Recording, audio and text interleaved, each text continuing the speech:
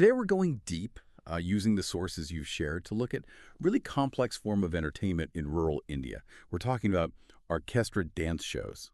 Now, for a lot of people there, if you're in a village or at a local fair, you just see these bright, high-energy events. They draw huge crowds. They bring in excitement. And, importantly, they bring money into the local economy. But, and this is a whole mission of our deep dive today, we have to look past the stage lights.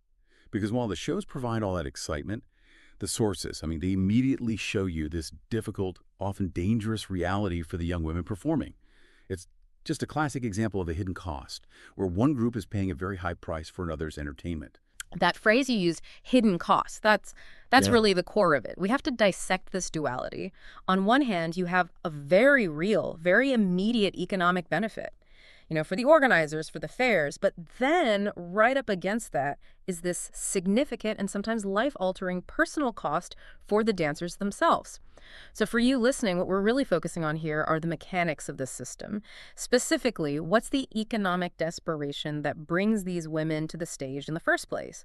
Then, what are the intense pressures they're under while they're actually working? And I think most importantly, what are the systemic factors, the money, the social rules that keep this whole cycle going? Okay, so let's start with the setting, because the environment itself seems to set the whole dynamic. The sources place these shows in rural parts of India, Yeah. and they're nocturnal, they're always night events, and they attract, and the sources are specific here, large groups of men. This isn't some small theater performance. Exactly. That audience makeup is key. It establishes the whole performance as a space of really strong unchecked demand. And these events, they aren't just incidental, they are a huge economic and social anchor for these places. They bring in substantial money and excitement.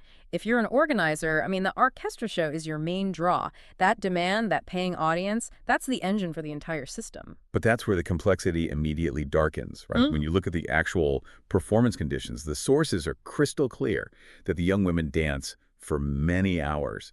And they're doing this under what the reports call strong pressure from the crowd.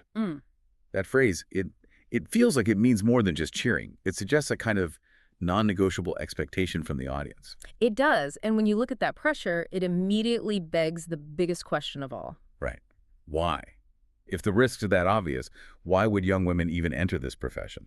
And the answer, when you dig into the sources, is, well, it's profound, but it's also brutally simple. Poverty and a severe lack of other legitimate jobs. When you have a situation where safe, formal employment for young women is just non-existent in these areas, the orchestra shows, even with all the dangers, they become a viable, an immediate source of income. It's about survival. And that just shines a light on how vulnerable the performers are. The sources highlight this heartbreaking fact that some of them start performing when they're still very young. We're not talking about a seasoned professional making some kind of career choice. We're talking about pure necessity. So if that economic need is so intense, isn't there some sort of, social infrastructure to stop them? Doesn't the community step in? And that's the critical point about the structural failure here. Intervention is so hard because this isn't just a few individual cases of desperation. It's a structured system. It's facilitated. And that brings us right to the role of the middleman. Our sources are very specific about this person. This is the individual who acts as the connector. They bring the performers, the supply, and the audience, the demand, together. And, crucially, they take a cut of the money. This middleman, he's the mechanism that sort of professionalizes the vulnerability. He makes sure the shows are always staffed, they handle the logistics, the money, and often they exert control over the performers, which makes it nearly impossible for the women to negotiate for better conditions or even just better pay. So the middleman basically controls the entire supply chain of desperation. That's a good way to put it. Okay, so let's break down the actual risks, because the sources are very careful to distinguish between different types of threats. We should probably split them into two categories. The immediate, on-stage threats, and then the long-term devastating off-stage consequences. So on-stage first. The immediate environment is hostile. The documents detail specific kinds of aggression. We're talking about direct harassment. We're talking about touching, and even outright threats from the crowd while they're performing. It's an environment where a performer's physical safety is just constantly at risk. for hours and hours. And as severe as those on-stage risks are, it's the off-stage risks that often carry that longer-term cost. This is the part that so often gets missed. It's the societal fallout. The sources explain that once a young woman starts performing in these shows, she faces this intense shame from family and society. It's not just disapproval, it's a systemic penalty. And that stigma, it has a very practical, very debilitating consequence. The shame can hurt their future. Okay, how exactly? How does that social penalty manifest in a way that hurts their future? Does it stop them from finding other work later on? Precisely. This shame, it basically acts as a permanent barrier to exit. If she's labeled as an Arkestra dancer, her marriage prospects in her community, they pretty much evaporate. And crucially, that same shame can make it impossible for her to get other non-performance work, even if a job became available. Wow. The community's judgment just seals her out of any other path. So economic need pushed her on stage. And then the social shame makes sure she can never leave. Exactly. It's a mechanism of deep social control. It's a massive self-perpetuating loop. Yeah. The system is designed to push them out and then use that very exclusion to pull them back in whenever they need money. And if we connect this to the bigger picture, the sources confirm this vulnerability. It opens the door to outright criminal exploitation. It does. Police and social workers report that some girls aren't just desperate job seekers, they're actively forced into this work through illegal networks. So not a choice at all. No. These networks often operate under the guise of, a talent agency or a fair organizer. It confirms we're not just in a morally gray area. There are organized criminal elements here. And because of that criminal element, there are intervention efforts. The police do get involved. The sources mention that police sometimes rescue very young girls from these situations, often in raids.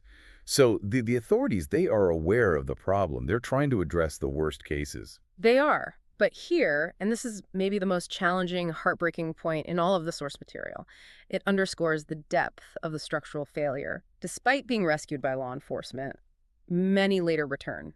They go back to the Arkestra circuit. That is just devastating. A law steps in, tries to offer a way out, and the pull of necessity is just stronger. What did the sources say about why? Why do they go back? It just highlights the overwhelming power of immediate survival-based economics. The explicit reason cited is just one thing. Because their families need money. That's it. That's it. That economic reality, it trumps the fear, it trumps the legal rescue, it trumps the social stigma. You can rescue a girl from a network today, but if her family can't eat tomorrow, the choice is often made for her or by her. It's about survival. So what this all means is you have a system held up by two immovable pillars. And that's why the shows keep going. First, the engine is simple. Men pay to watch. That constant, robust financial demand gives the organizers and the middlemen all the incentive they need. And the second pillar is that systemic cultural barrier we were just discussing, the fact that deep social rules make change slow. This is everything we've touched on. The lack of jobs, the lack of education for young women in these areas, the societal acceptance of this kind of entertainment. And the social shame that cuts off any other path. Right. It all works together to keep things exactly as they are. And until you address those economic and social barriers, that vicious cycle of rescue and return, it's just going to continue. We have to see this not as a collection of individual bad choices, but as a deep structural failure of the local economy to provide any non-exploitative way to survive. So to summarize the key takeaways then, these Arkestra dance shows are driven by this confluence of powerful entertainment demand, the exploitation of extreme poverty, and these deeply ingrained social structures that just keep young women trapped.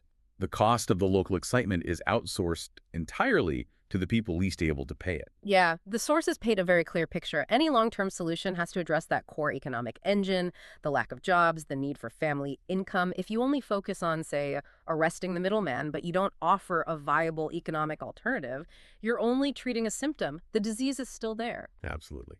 So we'll leave you with a final thought to reflect on. Consider how economic necessity, powerful entertainment demand, and deep social shame combine to create systems just like this one. What happens when the survival needs of the poor intersect with the entertainment demands of the powerful? Mull over the systemic nature of it, and maybe think about what other hidden costs might be embedded in popular forms of entertainment around the world, where economic desperation is that unlisted ingredient that's fueling the entire performance.